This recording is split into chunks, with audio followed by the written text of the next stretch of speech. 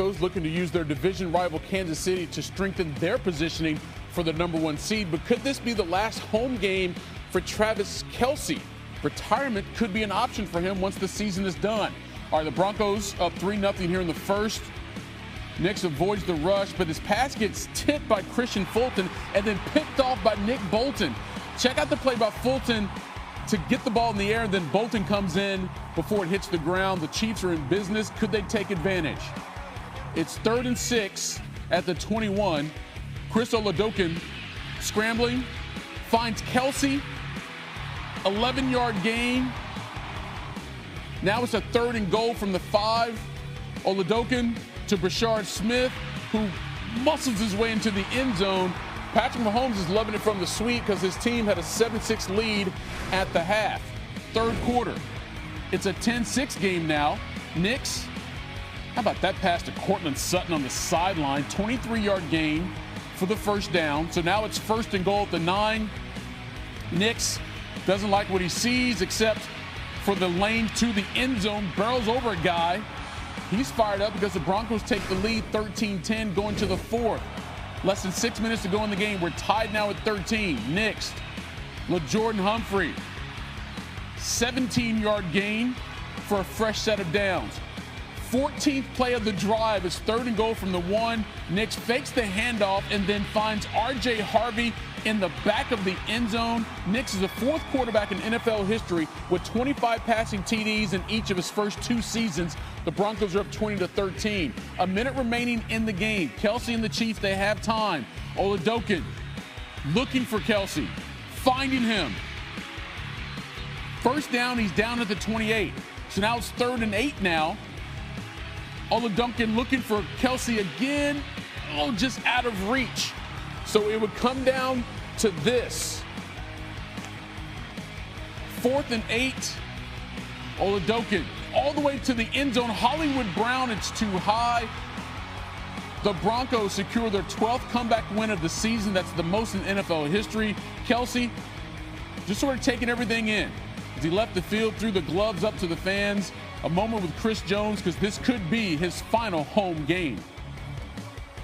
You only get a few of those where you just get to stand there and appreciate 60 to 70,000 Chiefs fans screaming for you. So I always embrace that moment, man. It's fun. And hopefully I got everybody fired up for it. You've been asked enough by us, and I know you were asked by Tony yesterday about the possibility of being a final home game. Did that ever cross your mind throughout the game? No, the only time it ever crossed my mind is I was driving in the other day and I saw how much the Powerball was. And I was like, man, if I could just win that, I wouldn't have to work another day in my life. Oh, no, man. Honestly, I've been just focused on trying to win football games, man. I'll let that be a decision that I make with my family, friends, the Chiefs organization, when the time comes. Have you given any thought to that 87 might have run out of that tunnel for the last time? I hope not, man. Dang. Sorry. We just have been through so much together, man. And Travis has been a pivotal point of this offense for so long. And, you know, it's been like a brother, man. It's like to watch Trav go. I hope this isn't the last year. I hope you give it one more year. Just one more, man. Just one more. Well, when it comes to number 87 in Kansas City, consistency is spelled with a K. This season, Kelce's 12th in a row with more than 800 yards receiving, tied for the longest streak in NFL history. The only other player who can say that is the greatest receiver of all time, and that's Jerry Rice. As for the winners, it's great to get that win. And you always have to remember this. Man, you're playing the heart of a champion. And I'll get, you know, Andy and this team, I don't care who comes out of that locker room. This is a team that basically has been at the top of our league for the better part of a century, and so there's a ton of respect we have for what they've been able to accomplish. Would it be weird to win a division, sit on the couch on Saturday, or watch? No, it'd be relaxing. It'd be nice. All right, ESPN NFL analyst Damien Woody joins us now. Merry Christmas, Woody. Appreciate you joining us, man. Man, same here, man. Merry Christmas to you as well. All right, so it was a Merry Christmas for the Broncos because they did get a win, but it wasn't the easiest of W's, and maybe a lot of fans thought it would be a little easier considering how the Chiefs are shorthanded right now. What did you make of the way Denver played in this game? Yeah, I mean, listen, from a statistical standpoint, they dominated the game. Bo Nix was able to, orchestrate the offense and move up and down the field. Where they bogged down was in the red zone. I thought the Kansas City Chiefs did a really good job in the red zone, preventing the Denver Broncos from scoring any additional points once they got down there. But listen, at the end of the day, when you get into these division rivalry type of games, even with the players that were out for Kansas City, there's a lot of pride on the line, and there's still a lot of good players on that Chiefs defense, and they acquitted themselves quite nicely tonight. Yeah, and they still have a chance to get that #1 seed. They need some help, but they have a path to get it. We'll see how it shapes up over the last week of the season. But let me take you back to the Chiefs for a second. Travis Kelce, there's been a lot of talk that this could be his last season, and if so, this would be his last game at Arrowhead Stadium. He took some time getting off the field there in Kansas City. For those players, Damien, who are fortunate enough to decide when they get to leave the game, what are the things that they should consider when it goes to making that decision? Yeah, I mean, listen, first and foremost, he's arguably the greatest tight end to ever play the game. And, if you're so fortunate enough to go out on your own terms, there's a lot of factors that go into it. Number one, I think Travis probably has to look at himself and look at the film and say, am I the player that I once was? Am I dominating the game the way I used to? And I think when he looks at the film, he'll say to himself, I'm not quite doing that. And when you talk about those elite players, those all-time great players, those players will look at themselves like, I don't want to go out compromised. I don't want to go out of this game, go out of the game limping and not playing anywhere near the level that I've been accustomed to.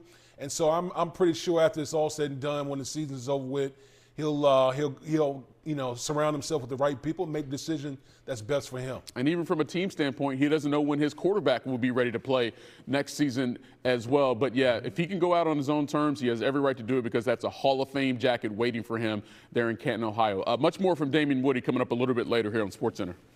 Detroit with just a 4.6% chance to make the playoff after having a 67% chance to make the postseason before the season started. That's according to ESPN Analytics. There's Jared Goff. The Lions taking on the Vikings, and the Lions came out giving the ball away like it was a Christmas present. Goff with a fumble. Vikings recover, and they get on the 16-yard line. So now it's 3rd and goal, and Aaron Jones Sr. just plows right through the defense, and just like that, Minnesota's got a 7-0 lead. We go to the second quarter now. Goff to Isaac to Slaw. Nice catch in traffic, comes down and hangs on. That tied the game at 7-all. We go to the third quarter now. 3rd and 18. Goff looking for Slaw, but Byron Murphy Jr. with the pick. Another turnover for Goff and the Lions. Vikings would add a field goal to make it 10-7. And then the next offensive play, the turnover trend continues. Goff picked off this time by Harrison Smith. Back-to-back interceptions for Goff. Vikings add another field goal, so it's 13-7. Let's go to the fourth quarter. Less than 4 minutes to go in the game. Jordan Addison dashing down the field like a sleigh through snow. 65 yards for the touchdown. Longest rush of the season for the Vikings. Now they lead it 20-10. Can the Lions respond? Goff fumbles the snap.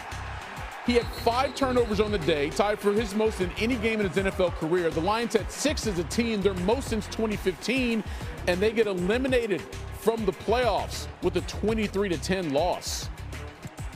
I'm going to be looking at a lot, I'm going to be looking at a lot of things because I do not like being home for the playoffs, and I know our guys don't either, so.